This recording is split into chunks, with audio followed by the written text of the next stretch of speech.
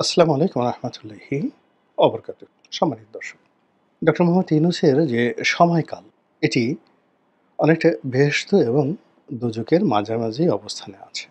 একটি সরকারের যে টার্নিং পয়েন্ট থাকে, একটি সরকারের কর্মপন্থার যে ধারাবাহিকতা থাকে, কিংবা একটি সরকারের দুর্নাম এবং বদনামের যে একটা, যাকে বলা হয়, আলাদা আলাদা ব্যারোমিটার, প্যারামিটার বা প্যারাগ্রাফ থাকে। সব জায়গাতে একটা এবড়ো-থেবড়ো। অর্থাৎ ধরুন আপনি যদি একটা রেল লাইন সেটা সমান্তরালভাবে বইতে থাকে।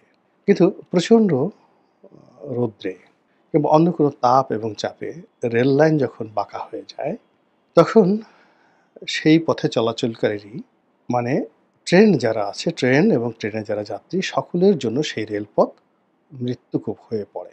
এজন্য বলা হয়ে থাকে যে মাঝামাঝি কোনো জিনিস সবসময় ভয়ংকর হয়। আমাদের দেশে যারা আলেম ওলামা রয়েছেন তারা ওয়াজ করেন।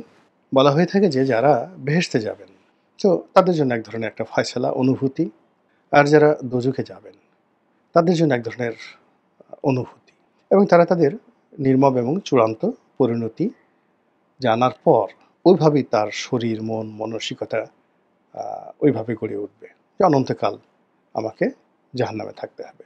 কিন্তু সমস্যা হবে তাদের, যারা বেহেশত এবং দোজখের মাঝামাঝি জায়গাতে থাকবেন।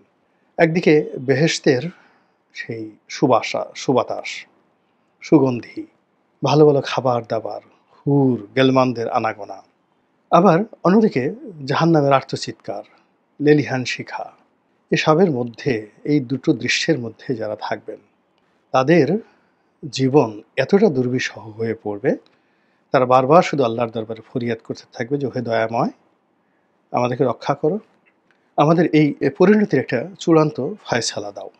তো সেই দিক থেকে আমরা এই যে প্রবাদ বাক্য ব্যবহার করি, বেহেশত এবং দোজখের যে মাঝামাঝি, এটি যখন কোনো মানুষের জীবনে আসে, কোনো রাষ্ট্রের জীবনে আসে, কোনো ব্যক্তির জীবনে আসে, সমাজ সবাই তখন এরকম একটা ভয়ঙ্কর পরিস্থিতি মোকাবেলা করতে থাকে।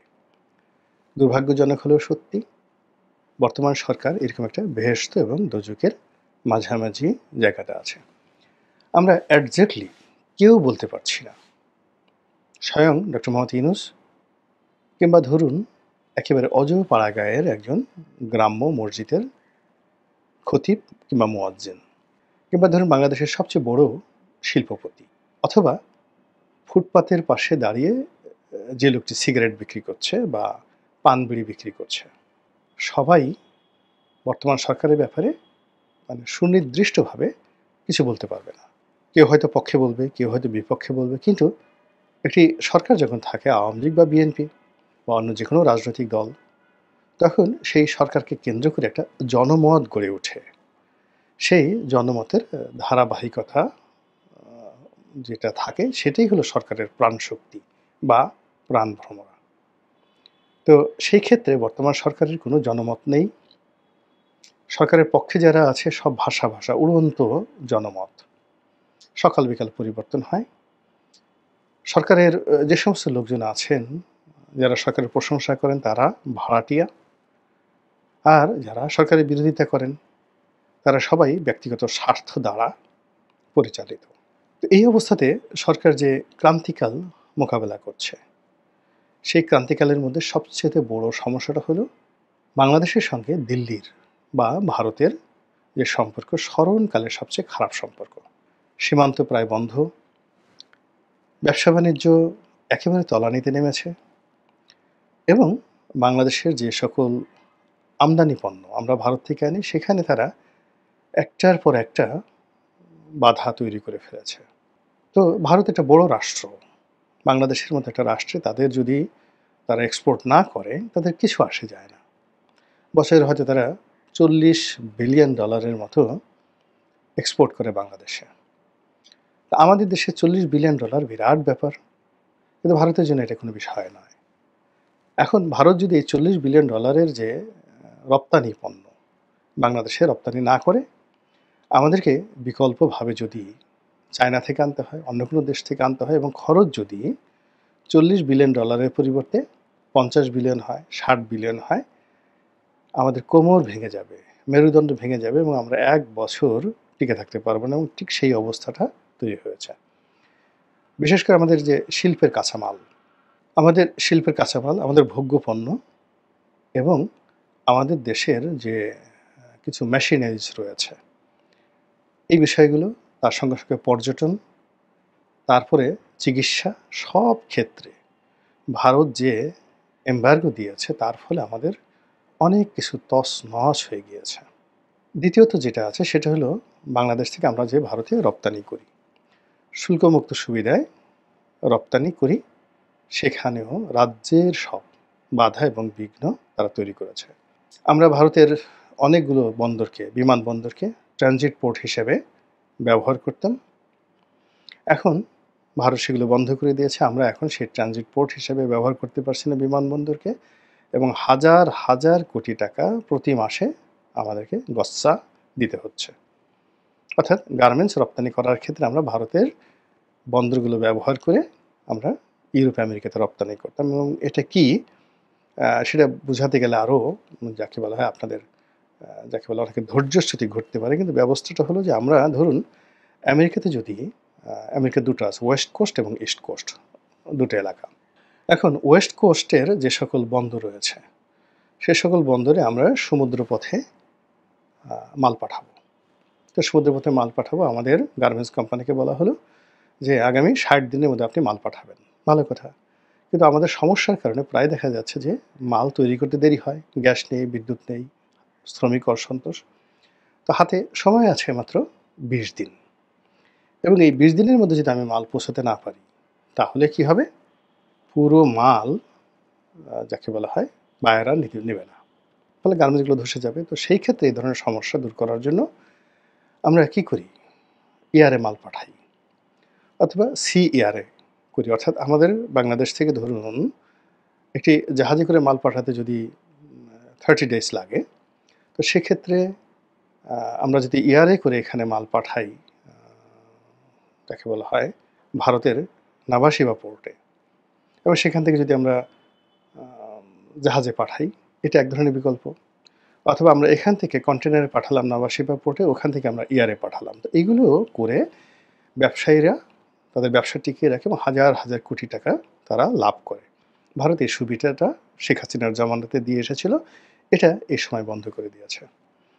এবং আমাদের বেশ কয়েকটি স্থলবন্দর, বিশেষ করে বেনাপোল, অনেকগুলো পণ্যের আমদানি এবং রপ্তানি এই বেনাপোল বন্দর দিয়ে করা যাবে না। এই নিষেধাজ্ঞার ফলে পুরো আমদানি এবং রপ্তানি মুখ থুবড়ে পড়েছে। তো এ সকল কারণে ভারতের সঙ্গে সম্পর্ক স্থাপন করা আমাদের এই বর্তমান ইউনিট সরকারের জন্য রীতিমতো একটা ফরজে কেফায়া। এছাড়া এই সরকার দীর্ঘমেয়াদে টিকতে পারবে না। এই গেল একটা। অন্যদিকে যেটা হচ্ছে, সরকার এই মুহূর্তে চীনের সঙ্গে এবং পাকিস্তানের সঙ্গে একটা ভালো সম্পর্ক গড়ে তুলেছে, এবং ঘন ঘন আমাদের দেশের রাজনৈতিক দলগুলো এবং ডক্টর মোহাম্মদ ইউনূস সরকারের কর্তা ব্যক্তিরা চীন দেশে যাচ্ছেন, যেটা ভারত আরও বিক্ষুব্ধ হয়ে পড়েছে, ভীষণ রকম বিক্ষুব্ধ হয়ে পড়েছে। এবং এরই মধ্যে যেটি হচ্ছে সেটি হলো চীনের সঙ্গে কতগুলো কৌশলগত সামরিক চুক্তি, সামরিক সম্পর্ক, তারপরে কৌশলগত অর্থনৈতিক সম্পর্ক, এগুলো নিয়ে খুব কথাবার্তা হচ্ছে। যখন এ সকল বিষয়াদি নিয়ে কথাবার্তা হচ্ছে, ঠিক সেই সময়টিতে আমেরিকার যিনি পররাষ্ট্রমন্ত্রী তিনি আমাদের ডক্টর মোহাম্মদ ইউনূসের সঙ্গে কথা বলেছেন, এবং সেই কথা বলার মধ্যে তিনি যে সকল বিষয় আলোচনা করেছেন, সেখানে আমাদের যে পাক ভারত উপমহাদেশে মার্কিন স্বার্থ দেখার জন্য একটা চুক্তি রয়েছে, ইন্দো প্যাসিফিক ট্রিটি, আর আরেকটা সংগঠন রয়েছে কোয়াড। তো শেখ হাসিনার পতনের মূল কারণ ছিল সেই ইন্দো প্যাসিফিক চুক্তিতে বাংলাদেশের অন্তর্ভুক্তি আর কোয়াডে সংযুক্তি, কোয়াডে অংশগ্রহণ করা। তো এই কাজটি শেখ হাসিনা করতে পারেনি মূলত চীনের কারণে। তো এখন এই যে আমেরিকা, সেই আমেরিকা আবার নতুন করে ডক্টর মোহাম্মদ ইউনূসকে চাপ দিচ্ছে কোয়াড এবং ইন্দো প্যাসিফিক নিয়ে। আবার আমেরিকার সাথে ভারতের যে সম্পর্ক, সেই সম্পর্কের ক্ষেত্রে আমেরিকা বলছে যে ঠিক আছে, তারা যদি কোয়াডে আসে, ইন্দো প্যাসিফিকে যদি যুক্ত হয়, এবং সেখানে চট্টগ্রাম বন্দর যদি ডিপি ওয়ার্ল্ডকে দিয়ে দেওয়া হয়, আমেরিকান কোম্পানি, দুবাই পোর্ট, তো নাম দুবাই পোর্ট, ডিপি ওয়ার্ল্ড, কিন্তু এটার মালিকানা আমেরিকান। তো এটা যদি ইউনূস সরকার করে, তারপরে সেন্ট মার্টিন নিয়ে যে সকল কথাবার্তা শুনছি সেগুলো যদি হয়, তারপরে করিডোর নিয়ে যে সকল কথাবার্তা হচ্ছে সেগুলো যদি হয়, তাহলে ভারতের উচিত ইউনূস সরকারকে সহযোগিতা করা। এবং এই কাজটি করলে তাদেরকে চীন থেকে সরানো যাবে এবং চীনের সাথে যদি ডক্টর মোহাম্মদ ইউনূস সরকারের একটা গভীর সম্পর্ক হয়ে যায়, তাহলে আর যা হোক না কেন চীন তো এরকম একটা রেজিম, তারা কখনো কোনো দেশে গণতন্ত্রকে প্রমোট করে না। তারা সবসময় ফ্যাসিবাদী, তারপরে স্বৈরশাসন, একদলীয় শাসন, এগুলোকে সবসময় তারা প্রমোট করে। আর আমেরিকা এবং ভারত আর যাই হোক না কেন, তারা তাদের মতো করে সেখানে একটা গণতন্ত্রের যাকে বলা হয় একটা সাইনবোর্ড তারা রাখে। তো সেই দিক থেকে আমেরিকা প্রথমত সরাসরি ডক্টর মোহাম্মদ ইউনূসের সঙ্গে একটা ডিল করতে চাচ্ছেন এবং যেটা এখন স্পষ্ট যে ডক্টর মোহাম্মদ ইউনূসের ক্ষমতায় গ্রহণ, তার ক্ষমতার পদায়ন, তার ক্ষমতায় থাকা এবং ক্ষমতা পরিচালনা, সব কিছুর পিছনে আমেরিকার যে একটা বিরাট ভূমিকা আছে। সেটা ডিপ স্টেট হতে পারে, সেটা আরও অনেক কিছু হতে পারে, যার কিছু কথা